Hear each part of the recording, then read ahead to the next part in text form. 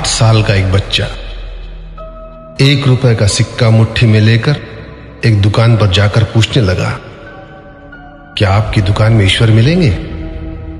दुकानदार ने यह बात सुनकर सिक्का नीचे फेंक दिया और बच्चे को निकाल दिया। बच्चा पास की दुकान में जाकर 1 रुपए का सिक्का लेकर चुपचाप खड़ा रहा। ए लड़के, 1 रुपए में तुम क्या चाहते हो? मुझे ईश्वर चाहिए, आपकी दुकान में है। दूसरे दुकानदार ने भी भगा दिया, लेकिन उस अबोध बालक ने हार नहीं मानी। एक दुकान से दूसरी दुकान, दूसरी से तीसरी, ऐसा करते करते कुल 40 दुकानों के चक्कर काटने के बाद एक बूढ़े दुकानदार के पास पहुंचा। उस बूढ़े दुकानदार ने पूछा, तुम ईश्वर को क्यों खरीदना चाहते हो? क्या करोगे ईश्वर लेकर? पहली बार एक दुकानदार के मुंह से यह प्रश्न सुनकर बच्चे के चेहरे पर आशा की किरणें लहराई। लगता है इसी दुकान पर ही ईश्वर मिलेंगे। बच्चे ने बड़े उत्साह से उत्तर दिया, इस दुनिया में मां के अलावा मेरा और कोई नहीं है। मेरी मां दिन भर काम करके मेरे लिए खाना लाती है। मेरी मां अब अस्पताल में है। अगर मेरी मां मर गई तो मुझे कौन खिलाएगा? डॉक्टर ने कहा है कि अब सिर्फ ईश्वर ही तुम्हारी मां को बचा सकते हैं। क्या आपकी दुकान में ईश्वर मिलेंगे?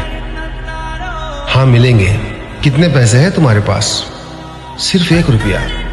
कोई दिक्कत नहीं है, 1 रुपए में ही ईश्वर मिल सकते हैं। दुकानदार ने बच्चे के हाथ से 1 रुपया लिया और उस 1 रुपए के अंदर 1 गिलास पानी के अलावा बेचने के लिए उसके पास कुछ भी नहीं था। इसलिए उस बच्चे को फिल्टर से 1 गिलास पानी भरकर दिया और कहा, यह पानी पिलाने से ही तुम्हारी मां ठीक हो जाएगी। अगले दिन कुछ मेडिकल स्पेशलिस्ट उस अस्पताल में गए।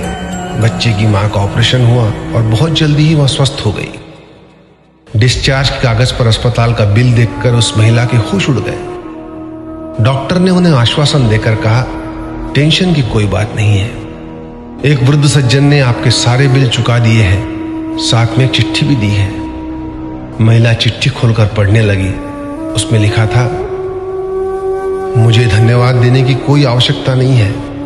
आपको तो स्वयं ईश्वर ने ही बचाया है।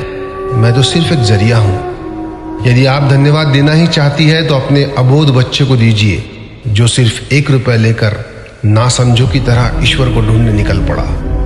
उसके मन में यह दृढ़ विश्वास था कि एकमात्र ईश्वर ही आपको बचा सकते हैं। विश्वास इसी को कहते हैं। ईश्वर को ढूंढने के लिए करोड़ों रुपए दान करने की जरूरत नहीं होती। यदि मन में अटूट विश्वास हो तो वे 1 रुपए में भी मिल सकते हैं। आइए इस महामारी से बचने के लिए हम सभी मन से ईश्वर को ढूंढें, उनसे प्रार्थना करें। आपका दिन शुभ हो।